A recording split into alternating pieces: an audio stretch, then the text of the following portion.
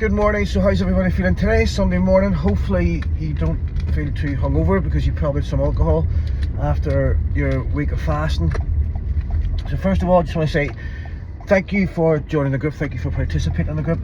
Not just is this my way to sort of try and help as many people as possible, it's also my way to try and build up as much sort of what would you say, like research and anecdotal evidence of how this works, who it applies to, how it works for different people, because everybody's different. That's the bottom line. Everybody's different. Everybody reacts different.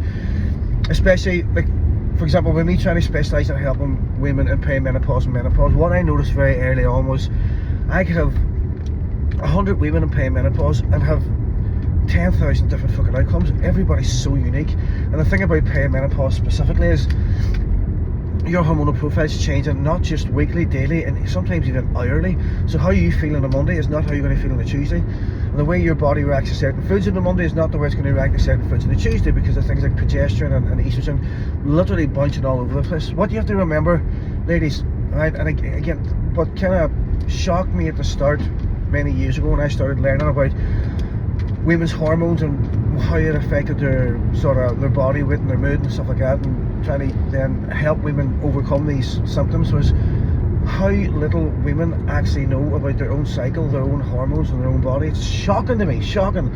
There should be much more education on it, you know, signs and symptoms of perimenopause, so you know straight away. Because one of the things that I really noticed, I'm not saying this doesn't help, but one of the things that I really noticed is women in perimenopause around the age of 40, 45 going to their GP saying that they suffer from these symptoms, specifically mood, really low mood, low energy, can't get out of bed, and the only thing they're being prescribed is antidepressants. Now, I'm not saying those antidepressants mightn't have, you know, a purpose or a job at that time, but it's not the problem. Do you know what I mean? It's not going to fix the problem. The problem is hormones. So it's not depression, it's a suppression of hormones, and that's what's very shocking. So these groups help me understand how you react, how it works, you know. And another thing to remember too, like, let's say for example you do this fast challenge, let's say your lifestyle is pretty much normal, you do the same things every day, you eat the same food pretty much week in, week out, your activity level is the same.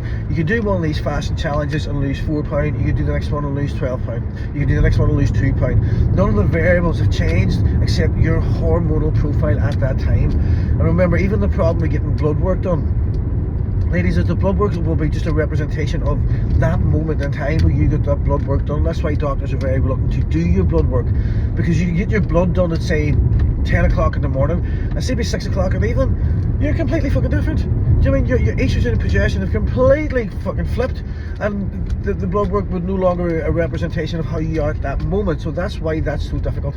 So again, this really helps me build up a good sort of awareness about how people react to this and how it works, as well as me trying to help as many people as possible. It's okay me having sort of researched this and built this system and built this not just to do, you know, the scientific evidence of what works from a fat burning point of view, but also about emotional triggers, about food habits, about human behavior, about hormonal changes, all the things that I've had to try and incorporate in this. For example, nobody wants to diet 24/7, nobody can, right? And then there's the emotional effect of, I'm not good enough, I can't do it, maybe I'm always just going to be fat. So what do we do about that? So my job as a coach at the very beginning was, how do I overcome all the obstacles that get in women's way when it comes to helping them lose weight, right? Obstacle 1 is probably a hormonal thing. Obstacle 2, you know, it's a lifestyle thing. Obstacle 3, you know, nobody's got the fucking time anymore. That's why, for example, when I do the coaching in the gym, it's 2 to 3 half hours.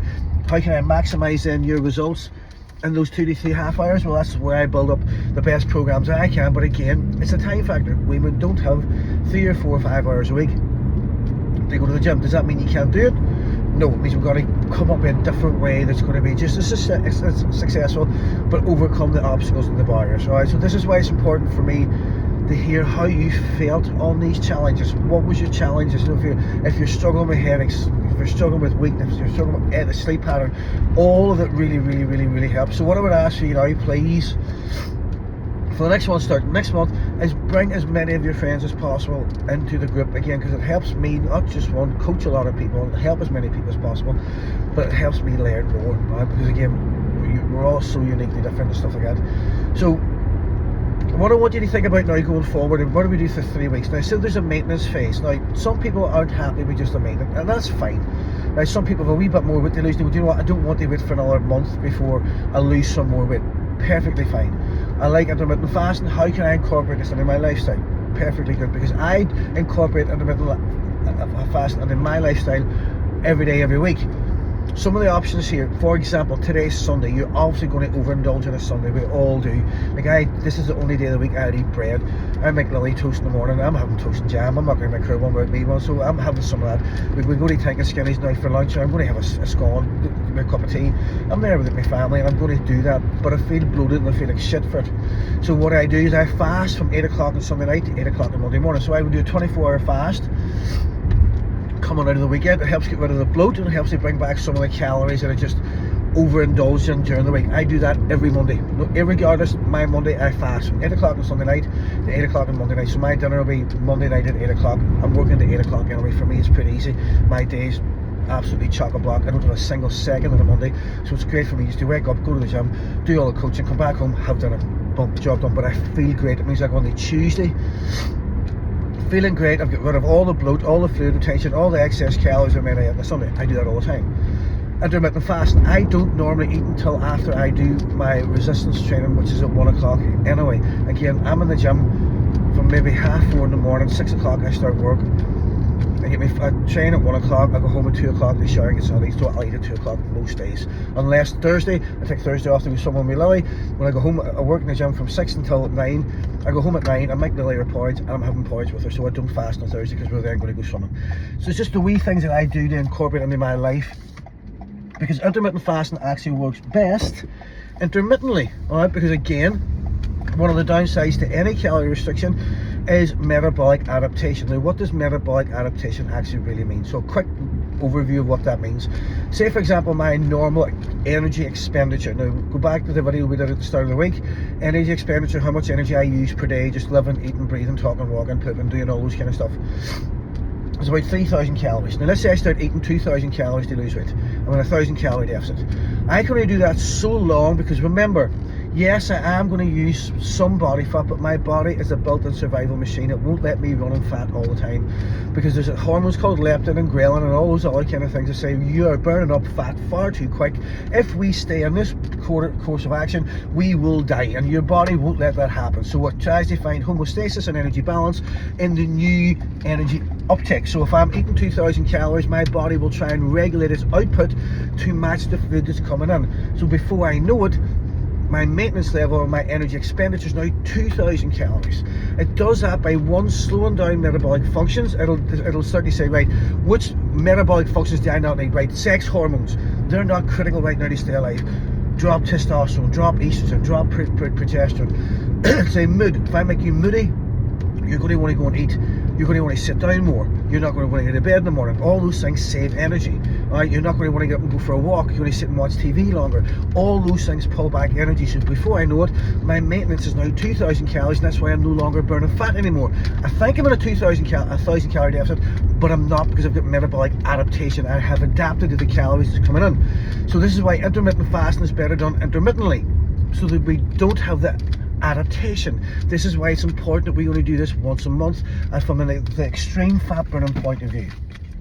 Now again, we could probably do it once a fortnight. It depends on your metabolism, but remember, whenever you go through menopause, perimenopause and menopause, your metabolic rate drops. This is why you store fat so easily. So we have to try and not do that. So we're trying to overcome all these obstacles. So by all means, incorporate intermittent fasting into your lifestyle, but not every day. We don't want to have a calorie deficit every day. Remember, we're deteriorating muscle fiber. Again, that's one of the ways in which your body will create metabolic adaptation. It burns up muscle. Remember, it's your muscle tissue that will determine your metabolism. If I lose a wee bit of muscle, I require less calories to stay alive. Metabolic adaptation. All right, and this is exactly what's happening. So why you stop losing weight. In fact, you probably keep losing weight, but you lose muscle tissue. This is why you start to get weak, unhealthy, tired, grumpy, and all these other things that happen from this energy, being deprived of energy and calories. So think about that. One more thing to see if you're not sure about the stuff I'm talking about the maintenance and how to structure the next 2 weeks. Listen, just give me drop me a message. We can even book a phone call if you want. I'll just jump on the phone. We'll sit down with pen and paper and we'll try and structure it out for you. So, because we want to get the best from the 3 weeks as well. Remember, if we've lost weight during the challenge, brilliant. We want to maintain that. But I do want to take one thing home, please. Please, please, please remember that this is not necessarily a weight loss challenge. I don't like calling it a weight loss challenge, but it's the best way for me to advertise it to get people on board. People's ears perk up. You say, weight loss. Oh, I'll do that. I want you to think about this. This is more of a health and longevity program. It's to help you live longer, live better, feel good, and look amazing. That's the goal here. Weight loss or body fat reduction should be a byproduct of those things, right? I've said this in one of the videos before. I do a lot of consultations with women, and one of the things they say, if I lost weight, I'd be happier, right? I'm not happy at the minute. I don't recognize myself in the mirror. I don't feel great about who I am. I don't like life. I hate my fucking partner. Don't come near me. But if I lost weight, I would be happier, right? And to be quite honest, the reason why you put on the weight is because you're unhappy, because you're comfort eating and emotional eating and doing all these things and not being active. So what we have to do is we've got to flip that around. We've got to create a version of you that is happy, that is healthy, that is, you know, full of beans and full of energy. The more we do that, weight loss or fat loss is a byproduct of that. This is why you keep beating your head against a brick wall, trying to lose weight, trying to find this elusive happiness, when all we're doing is stepping on a set of scales and just keeping that emotional negativity going round and round and round and round and round. Does that make sense? So we get rid of the scales, we start thinking about how can I be healthy, look good, feel great, and all of a sudden, someday maybe in a year or two, you'll step on the scales, you go, Jesus, I'm fucking 8.5 stone, how'd that happen? That would be the ideal scenario, all right? Anyway, if you need anything, you know where I am. Have a good day.